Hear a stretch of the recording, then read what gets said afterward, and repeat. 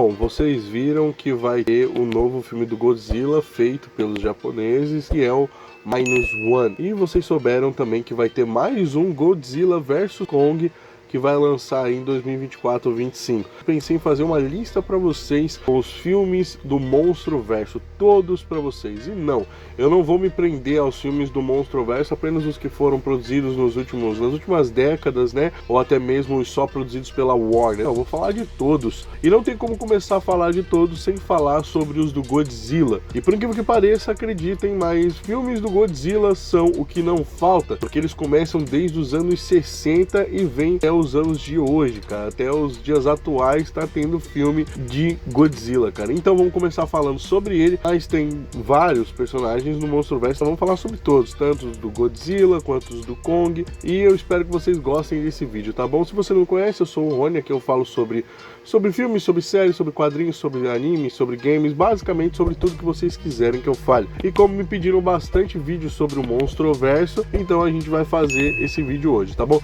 E a propósito, se você quiser uma lista sobre todos os monstros do Monstro-Verso, inclusive os que tem nas HQs e não aparecem em alguns filmes, é só deixar nos comentários, tá bom? E a propósito, já deixa aqui nos comentários uma pergunta, porque vai rolar um vídeo respondendo perguntas da galera, então se você puder deixar sua pergunta aqui, eu vou ficar muito agradecido e vou deixar ela anotada pro vídeo de perguntas e respostas, tá bom?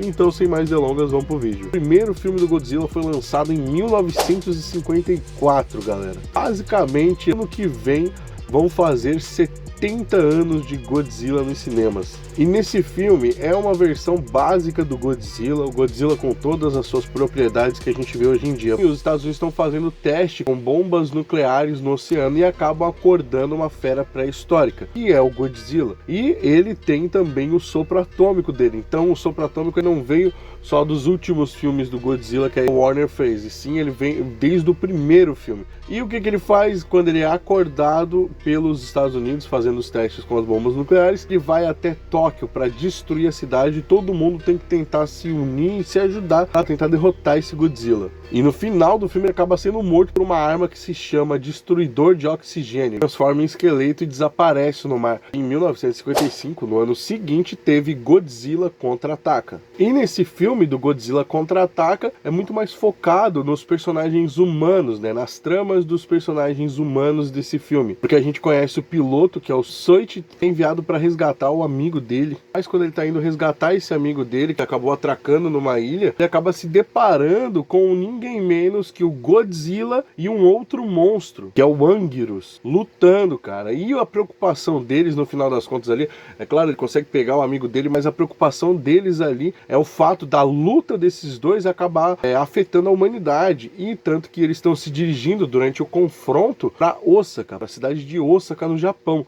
E aí todo mundo acaba se juntando, inclusive o Koji e o Soichi, para poder avisar as autoridades para tentar enfrentar o Godzilla e o Anguirus antes que eles cheguem a Osaka, antes que eles acabem destruindo. No final das contas, dá tudo certo. Bom, não pro Godzilla, mas para as pessoas até chega a dar tudo certo, já que o Godzilla é mais uma vez morto e soterrado por um desabamento. E vocês percebem que já é o segundo filme e eles nunca tiveram dó de matar o Godzilla. Em 56 não podia faltar filme do Godzilla, já que era um sucesso, e tivemos Godzilla, o Monstro do Mar. E nesse filme o Godzilla ele é um monstro radioativo e tá todo mundo se unindo e juntando forças para poder deter o Godzilla, que tá causando diversos tremores, e todos os cientistas e militares estão tentando se juntar para poder parar o Godzilla e evitar que ele cause alguma catástrofe, já que ele é um monstro radioativo. E ele tá mais uma vez querendo destruir o Japão. Só que esse filme, se não me falha a memória, não foi produzido pelos japoneses. Os dois primeiros filmes foram, mas esse terceiro foi produzido pelos americanos. É basicamente uma releitura do primeiro filme, só que feita por americanos, porque,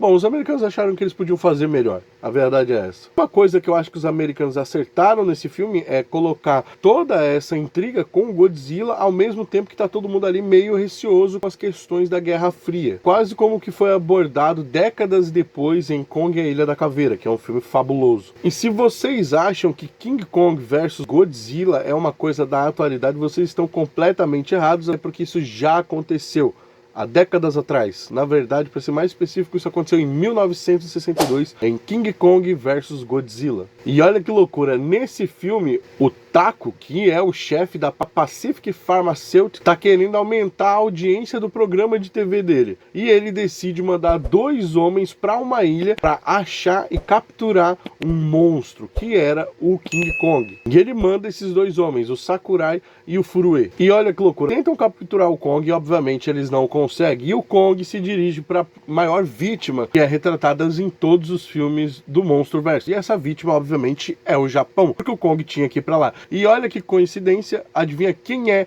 tirado de um iceberg? Pra falar a verdade, libertado de um iceberg. Exatamente, ele mesmo, o grande Godzilla. A luta dos dois acontece no Japão e aparentemente o Kong é derrotado pelo Godzilla. Mas aos 45 do segundo tempo eles continuam lutando, caem de um penhasco e da água emerge vitorioso o Kong e não o Godzilla. Só que obviamente fica meio que no ar a derrota do Godzilla, porque ele não aparece, ele não sai da água e nem aparece boiando, digamos assim. Ele só desaparece. Então não sabemos se ele perdeu ou se ele ficou simplesmente de saco cheio da batalha e resolveu desaparecer dali, ou até mesmo se feriu na queda. Mas o que importa é que o Kong aparece vitorioso. Bom, vocês lembram da Mothra que ajudou o Godzilla quando ele estava enfrentando o Ghidorah, né? Então, na verdade, os dois já caíram na porrada. Foi especificamente em 1964, quando lançou o filme Godzilla contra a Ilha Sagrada. Só que dessa vez o nosso querido Gojira, na verdade, é o vilão, porque veja bem, o tufão atinge a praia de Kurata. E com esse tufão, a maré traz um ovo, uma espécie de ovo gigante. Um não, vários ovos,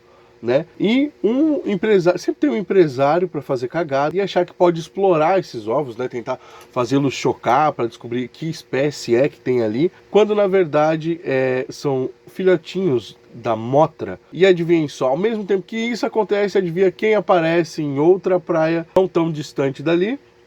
Ele, o maior inimigo do Japão, Godzilla. E ele já aparece, como sempre, destruindo e arrebentando tudo. E um trio de heróis tenta convencer os Shobijins, que são uma espécie de fadas gêmeas, para poder pedir ajuda à Mothra para enfrentar o Godzilla, já que ele está destruindo tudo. E acreditem, depois de passar por alguns desafios, eles conseguem a confiança da Mothra e ela decide, mesmo que ela já esteja morrendo, porque a Mothra já estava ferida, digamos assim, né? Já estava morrendo, ela ia morrer de um jeito ou de outro. Mas mesmo assim ela cai para cima do Godzilla, a batalha é avassaladora, destrói uma boa parte do Japão, como sempre, mas a Mothra é derrotada e morta pelo Godzilla. O problema é que isso acontece na frente dos ovos que acabaram de chocar. E todas as criaturas, todas as mini-motrinhas acabam atacando o Godzilla, falando ele, prendendo e deixando ele preso na ilha de Iwa. Eu sei que no segundo filme do Godzilla que vocês conhecem, o King Ghidorah aparece, mas não foi a primeira vez dele, até porque em 64 ele já havia aparecido no filme Ghidorah, o monstro tricéfalo. E olha que loucura, uma chuva de meteoros atinge o quê? Exatamente, uma chuva de meteoros atinge o Japão. E aí a gente é apresentado a uma jornalista que é meio cética, a Naoko Shin, e ela participa de uma sessão sobre OVNIs, com base em tudo que estava acontecendo. E no meio disso tudo, o irmão dela, que é um detetive, está encarregado de cuidar de uma princesa enquanto ela estiver visitando o Japão. E olha que loucura, no meio dessa chuva de meteoros, essa princesa acaba sendo salva por alienígenas. Como que sempre tem que ter um time de cientistas, e nesse filme não poderia faltar, porque nesse filme eles estão investigando um meteoro que caiu em um monte, que é o Monte Kurodaki. E uma pegada meio 2012, esse filme também apresenta uma profetisa, e ela profetiza que Rodan iria despertar, e também fala sobre a chegada de um dragão alienígena, que era o Rei Ghidorah. E no final das contas, depois essa profetisa acaba sendo revelada como a Sauno, a mesma princesa que foi salva pelos alienígenas. E olha que loucura, né, cara? Parece que essa versão é muito melhor que a versão que teve com Godzilla 2, né? Porque tem toda essa pegada de alienígenas, o Ghidorah, ele vem direto do céu,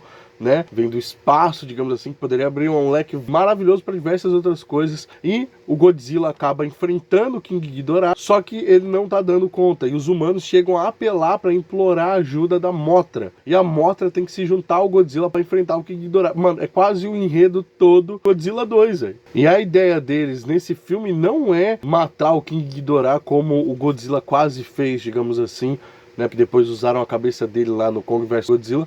Não, a ideia era expulsar o Ghidorah de volta pro espaço. Não era nem matar e nem deixar ele lá, era só lançar ele pro espaço de novo. Aí que eu me pergunto, eu acho que se refizessem esse filme desse jeito, com esse enredo, faria mais sentido do que simplesmente botar o Ghidorah lá no meio do mundo do Godzilla sem explicar ele. Porque nos quadrinhos, realmente, o King Ghidorah não é da Terra, ele não é um dos membros monstros tradicionais da Terra.